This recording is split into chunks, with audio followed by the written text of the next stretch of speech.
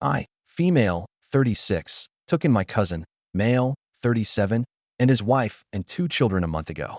My cousin lived in a rented apartment for 4 months, but couldn't continue paying because of his financial issues. He said he wanted to go live with his parents, but they live far away, and he can't move away from work.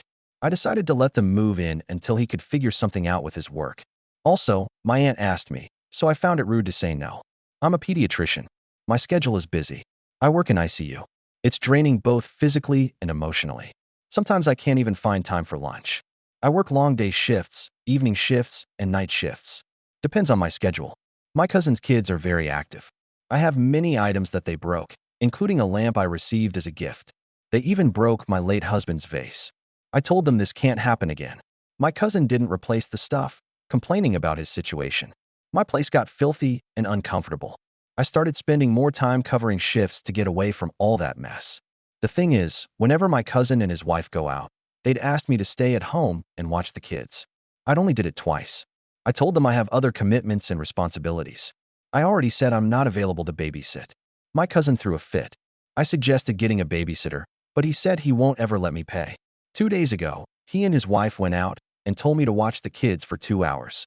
I had a shift I needed to go to on time. The 2 hours passed. I got ready to go to work. I kept calling them, but the line was busy.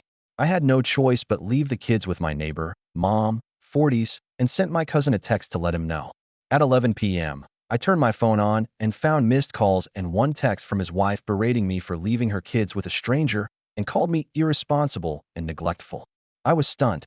My cousin was mad, saying they couldn't count on me with the kids for 2 hours, insulted my job, and said I must be leaving kids to die in the ICU, ignoring that he didn't bother to answer my call. I lost it.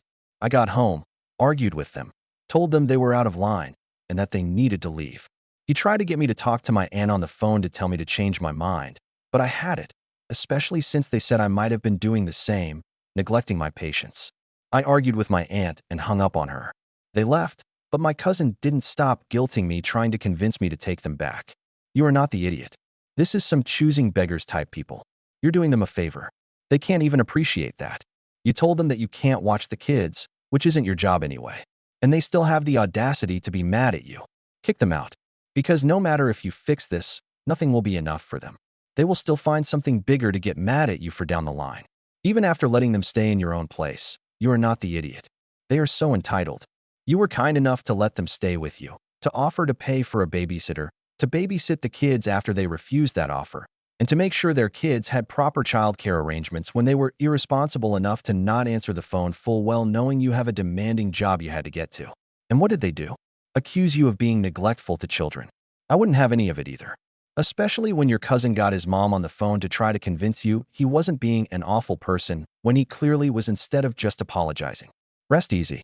You're 100% in the right. You are not the idiot. You let this go on for too long. It's not rude to say no to an aunt with regard to your home. You just have to readjust your thinking. Don't let them back in. They're disrespectful, entitled, and ungrateful. Not your kids, not their house, not your problem. I am deaf from birth, as are my parents and my brother. I grew up in deaf culture, going to deaf school, etc.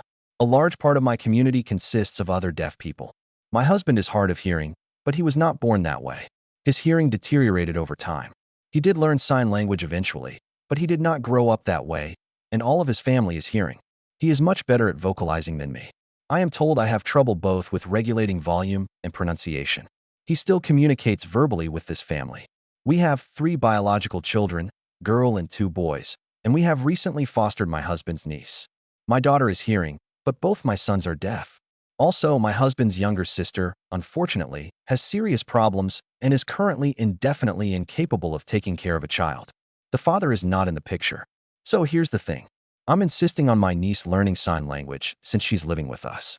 She's still young, and her brain has enough plasticity to master it at this point. If I'm going to mother her, it seems far more efficient that way. Also, given the way I speak, I can't see how speaking with me vocally would be all that great for her own language development. Now, my in-laws caught wind of this, and they're very much against. I honestly don't even know why exactly or what exactly they expected. They told my husband behind my back that we should stop it. As far as he conveyed it, they think it will needlessly burden my niece, ostracize her at school, and hinder her language development. They are also still hoping that sister-in-law will get her act together and be able to take my niece back. I think it's nonsense. How is it different than kids being raised bilingual? And even if my sister-in-law ever gets clean, what would the timeline be? I think that as long as she's living with us, she needs to be able to communicate with me and her cousins.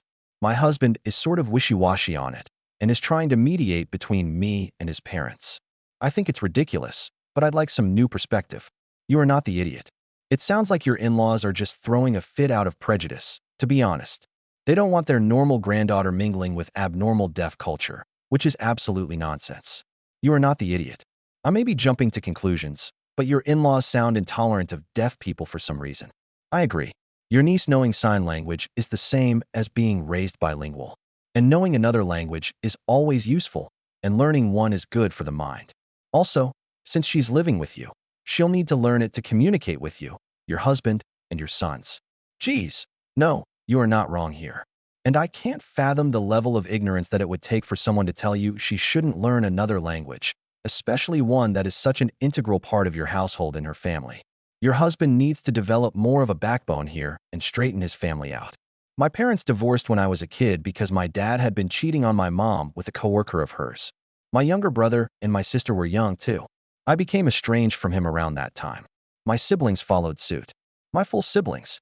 Anyway, I have two half-siblings who are older than me and my other siblings. They were idiots to us because we were angry our dad hurt our mom, etc. And they made it clear if we didn't want our dad, they didn't want us. So, ever since I consider him my arranged father and not even my dad. I'm now married and I have two little boys. I only see my father and his wife once every 3 years or so when there's a paternal family event of some kind. Last year there was a milestone birthday for my grandpa, and throughout the day people went to see him. When I was leaving, my father showed up and he saw that I had kids. After that, he tracked me down on social media and started saying how he and his wife would love to be grandparents and how she was unable to have kids. So no bio-grandkids and all that stuff. I replied once and told him that he could ask his other kids if she could be grandma to their future kids because they were not welcome in my life or the life of my kids. He responded several more times, but I just ignored him.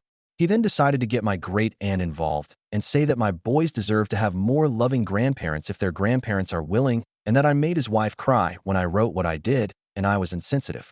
My reply was she was insensitive to sleep with a married man with 3 children, but apparently that was no big deal. And it goes beyond that to how she treated my mom at work while the affair was happening. She even got fired over it because she was bullying another colleague of my mom's too. It's not the type of family I want around my kiddos. They'll be fine with a loving grandma from me and 2 loving grandpas from their dad. So tell me, am I the idiot for what I said? Your arranged father had a chance to stay in your life, and he blew it.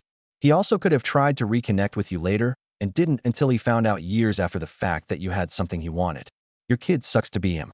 Oh, and the woman who helped destroy your parents' marriage is sad now that she doesn't get to swoop in and play granny. Buzz off, Opie. You are not the idiot. He could have started with, I'm sorry. Or, I regret that we don't have a relationship. Nope. You owe me and my affair partner wife bully your children's time and attention with a side order of your children better be enthusiastic at having these new strangers around. So you better facilitate a grandparent-grandchild dynamic. No way. You are not wrong. You are not the idiot. He only wants back in your life because his wife cannot have children of her own and they want to scratch the grandparent itch.